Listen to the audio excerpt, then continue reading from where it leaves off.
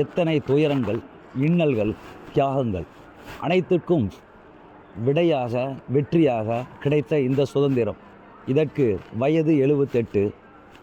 இந்த 78 வயதை கொண்டாடுவதா, இல்லை பின்பற்றுவதா, இல்லை போற்றி பாராட்டுவதா என்று சக மனிதனாக, ஒரு மருத்துவனாக இருந்து யோசிக்கும் பொழுது என் மனதில் தோன்றுகிற ஒரு விஷயம், மனிதனாக சுதந்திரத்தை சுதந்திரமான எண்ணங்களுடன், தன்னம்பிக்கையுடன், மன வலிமையுடன், அனைவர்களுக்கு தீங்கு செய்யாமல் சட்டத்தை மதித்து அனைத்தையும் பின்பற்றி மக்களுக்கு நல்லது செய்ய ஒரு மனமும், மருத்துவனாக உடல் வலிமை ஆரோக்கியம் மட்டும் போதுமா, இந்த சுதந்திரத்தை பேணி பாதுகாக்க மன வலிமை, திடமும், உடல் ஆரோக்கியத்துடன், மன வலிமையுடன் சமூகத்திற்காக ஏதாவது செய்ய வேண்டும்.